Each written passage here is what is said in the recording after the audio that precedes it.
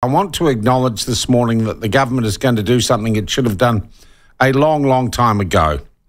And it's sometimes the hardest thing to do. It's going to say sorry. It's going to say sorry all at once to 2,400 New Zealanders who prior to 1999 had been in state care, either as adults or as children, for various reasons, under various circumstances. They were delivered to the care, I use the word advisedly, of one or t'other state institutions. Many of them were children. And whilst abuse and mistreatment was by no means universal and was, if we look statistically, the exception for people in state care, 2,400 survivors, I think is the correct word to use, gave evidence to a Royal Commission that established that there had been widespread abuse of those people. And I think the most egregious is the abuse of children.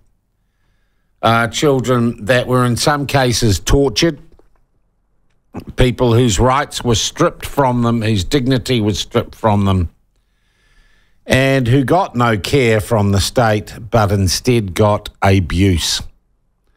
It is one of the darkest chapters in New Zealand's history, and it is more than right that our government and we collectively say sorry. This is not a political issue, it is a societal issue.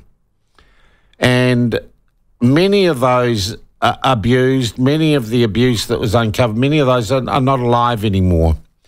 But they have lived lives blighted because of the consequences of what was done to them by people who were representing the state of New Zealand. So this morning's apology at Parliament, which will be delivered by the Prime Minister, is not an indictment on National or on the Prime Minister himself. It is a recognition that as a country we let some people down terribly. Terribly. And it is right. I would say to Erica Stanford, the Minister who has been coordinating the response to the Royal Commission, look, I'm not particularly care whether you're a bit nervous. When you're a bit nervous about the apology today, imagine being a bit nervous as a kid in a state institution that you're going to be beaten up by the people who have been taking care of you or sexually abused by your foster parents, by those who have been to. That would be a bit nervous, Erica Stanford. So I'm sorry, I'm not too concerned for your welfare. And maybe that was the wrong thing to say yesterday. The other issue, though, is, and under, well, I guess cross-examination by journalists yesterday, it is clear the government does not yet have a compensation, and it won't make it right, but God, it'll make being wronged easier. The government has yet to finalise a compensation package or compensation criteria for the hundreds and hundreds and hundreds of people who suffered at the hands of the state. And we heard yesterday the normal bureaucratic and government excuses, oh, this is complex, there are complex issues here. No, they're not. That needs to be expedited.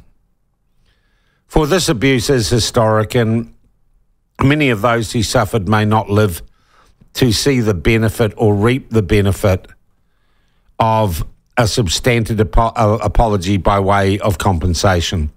And I would urge the government to get on with a formula that in some ways tries to redress the terrible harm done.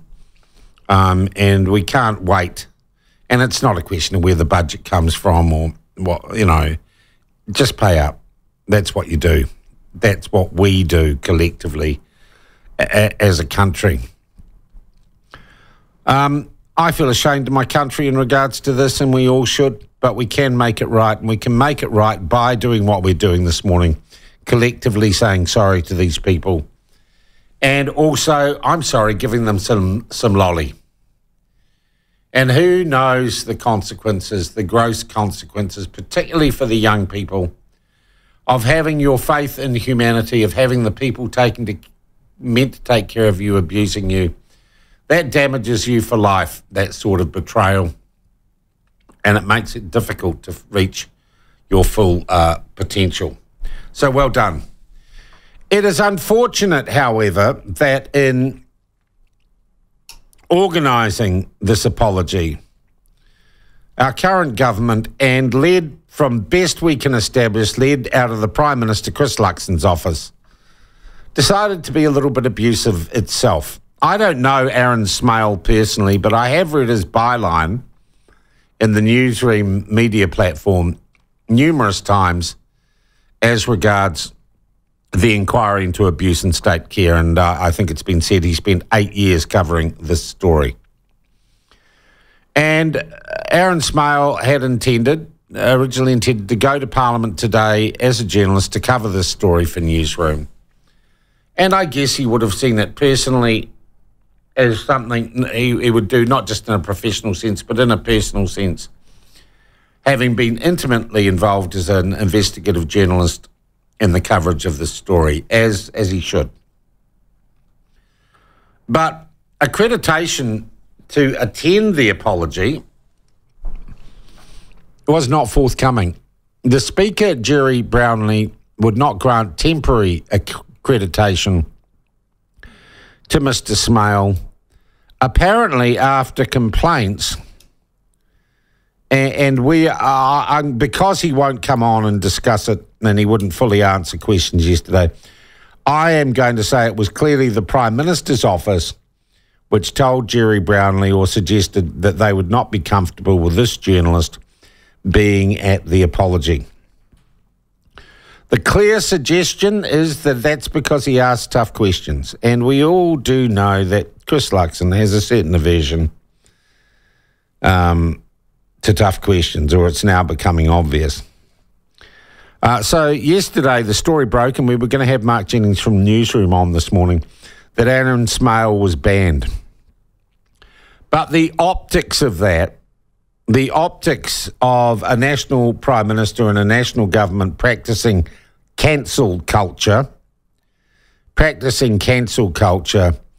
was so bad ahead of the apology this morning that by 4 o'clock yesterday afternoon, Jerry Brownlee had granted the accreditation for Mr. Smale, and it looks like he will be there.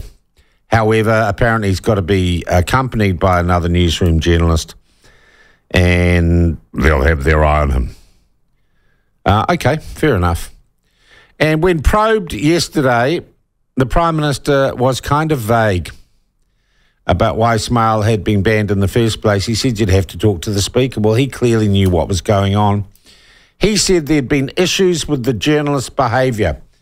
So he dropped a snide little remark, which he then refused to back up by saying what those other issues had been.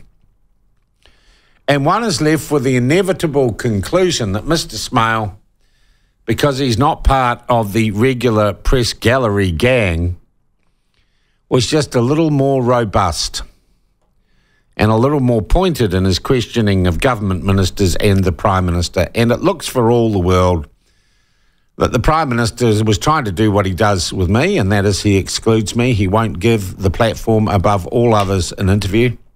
He'd rather talk about skin tags on commercial radio. But he was doing exactly that to Mr. Smale. And the platform was going to join many other journalistic organisations in fighting for Mr. Smale and making an issue.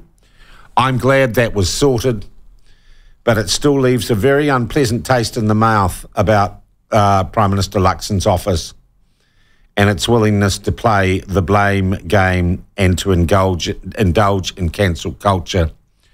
I thought we got rid of all that when we changed the government, but maybe not.